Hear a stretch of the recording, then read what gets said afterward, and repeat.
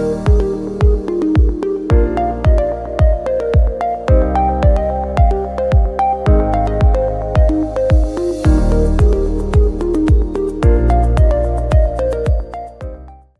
Everyone, welcome to Bayer for health podcast. आज हम बात करने वाले हैं एक ऐसे हेल्थ इशू के बारे में जो काफी कॉमन है लेकिन अक्सर इग्नोर हो जाता है। डीवीटी यानी डीप वेन थ्रोम्बोसिस। और जब डीवीटी का क्लॉट ट्रेवल करके लंग्स तक पहुंच जाता है तो वो बन जाता है पल्मोनरी एम्बोलिज्म, जो लाइफ थ्रेटनिंग हो सकता है। इन दोनों को मिलाकर हम कहते हैं वीटीई। आपको जानकर हैरानी होगी कि ग्लोबली हॉस्पिटल में एडमिट होने वाले काफी पेशेंट्स वीटीई के रिस्क पर होते हैं। इंडिया में भी ये एक हिडन रिस्क है जिसे हम अक्सर अंडर एस्टिमेट कर देते हैं। इस इम्पोर्टेंट टॉपिक पर बात करने के लिए आज हमारे साथ जुड़े हैं doctor Anubhav Kapoor. Welcome sir, it's great to have you here. या hi Kanika. Hello sir. So doctor Anubhav, सबसे पहले सिंपल लैंग्वेज में बताएं डीवीटी क्या होता है और ये इतना सीरियस क्यों माना जाता है। Thank you Kanika for inviting me for this topic. नमस्कार दोस्तों, मैं डॉक्टर अनुभव कपूर हूँ। मैं होली फैमिली में senior consultant and head of department cardiac surgery हूँ। आज हम डीबीटी के टॉपिक पे बात करने वाले हैं। जैसा कनिका ने पूछा कि डीबीटी इतना सीरियस इशू है, पहले हम जाने डीबीटी है क्या।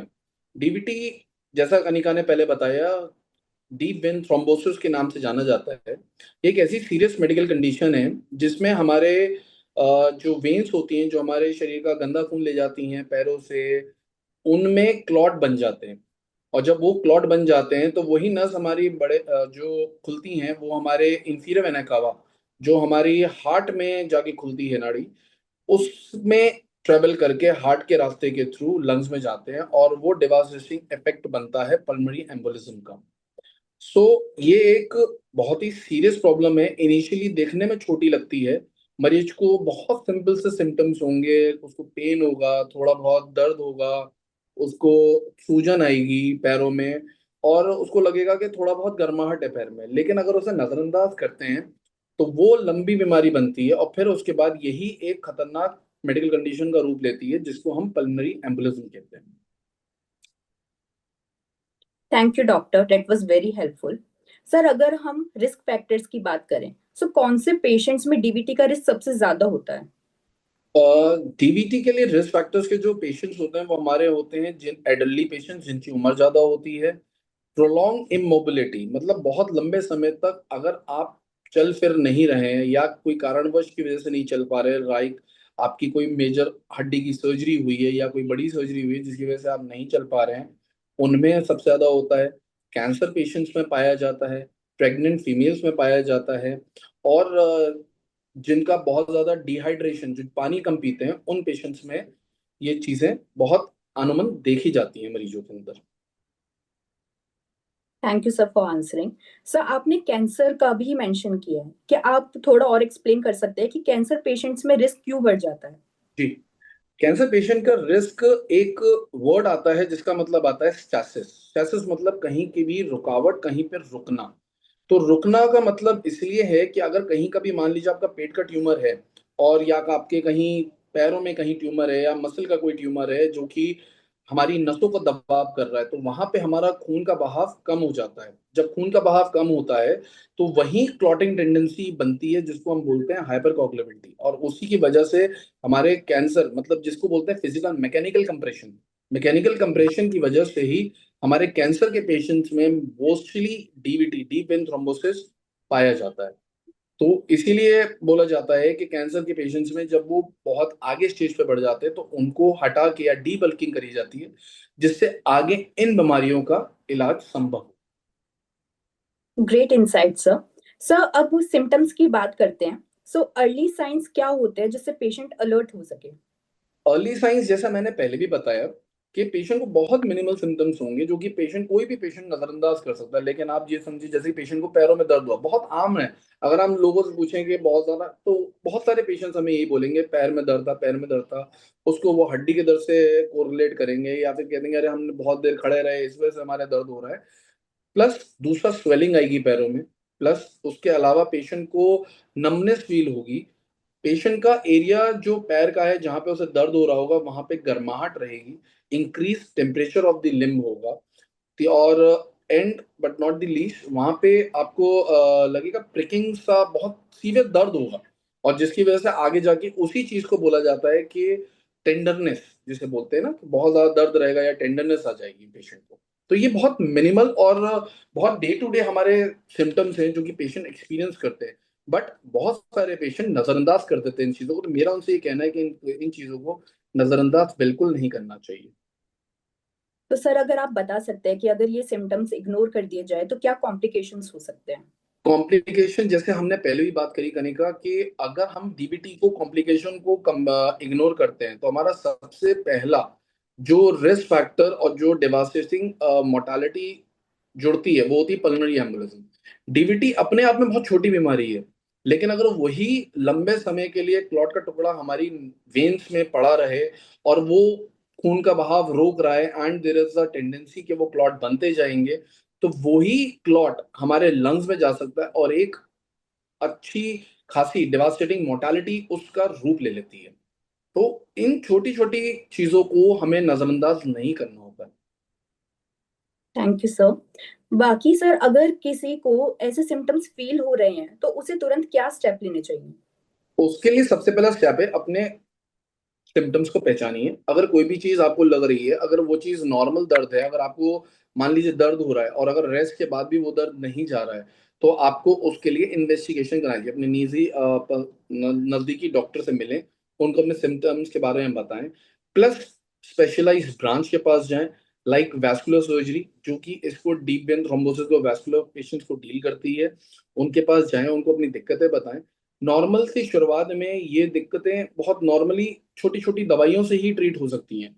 ये शुरुआत में इतनी बड़ी बीमारी नहीं बन जाती है कि हमें बहुत बड़ी बड़ी चीजें सोचनी पड़े, लेकिन अगर शुरुआती तौर पे ही हम इनिशियल थेरेपी ले लेते हैं, बहुत छोटी छोटी, लाइक हम, मैं एग्जांपल दूं, जैसे पेशेंट हम लोग बहुत सारे लोग फ्लाइट्स में जाते हैं, लॉन्ग लॉन्ग फ्लाइट्स होती हैं, तो उसमें बहुत टाइम के लिए इमोबिलिटी रहती है लेग्स में, तो वहां पे क्लॉट फॉर्मिंग टेंडेंसी बनती है, वहां डीवीटी का एक प्रीडिस्पोजिंग फैक्टर बनता है। तो हमें उसके लिए क्या करना चाहिए, काफ एक्सरसाइजेस करनी चाहिए, हमें अपने पैसिव लेग एक्सरसाइजेस जो होती हैं वो करनी चाहिए, जिसकी वजह से ही हमारे पैरों में क्लॉट नहीं बनेगा और डीवीटी का रिस्क फैक्टर खत्म हो जाएगा। तो but you have to take it seriously, आपको अपनी जो सिम्टम्स हैं उनको तुरंत पहचान के उसको तुरंत दिखाना चाहिए, और तब डॉक्टर आपको एडवाइस कर पाएगा कि आपको एक्चुअल में स्टेटस में इस समय क्या करना चाहिए। Great information sir. Sir diagnosis के लिए डॉक्टर्स कौन से टेस्ट या मेथड यूज करते हैं? इनके लिए सबसे पहले तो, जैसे क्लॉट है तो हम उससे सबसे पहले डी डायमंड नाम के एक टेस्ट होता है, जो कि खून का टेस्ट होता है, डी डायमंड नाम के टेस्ट, इसमें हम क्लॉट की टेंडेंसी पता करते हैं। दूसरा होता है हमारा वीनस डॉपलर, जो कि पैरों का हम अल्ट्रासाउंड बोलते हैं, जिसमें हम वीनस डॉपलर के थ्रू देख पाते हैं कि हमारे पैर में कौन से उसमें क्लॉट बना है, कहाँ तक बना है क्लॉट। और इसके ऊपर आती है चीज सीटी वीनोग्राफी। अगर हम अपना अल्ट्रासाउंड जो होता है वो हम सिर्फ देख सकते हैं पैरों तक नॉर्मली, बट जो हमारी मेन आईवीसी, जैसे मैंने पहले ही बताया था, इंफीरियर वेना कावा, जो हमारी मेन वेन होती है, जो हमारे पैरों से, इंटेस्टाइन से, सब जगह से खून लेके हमारे हार्ट में ड्रेन करती है, तो उसको देखने के लिए हमें सीटो वीनोग्राफी की जरूरत पड़ती है।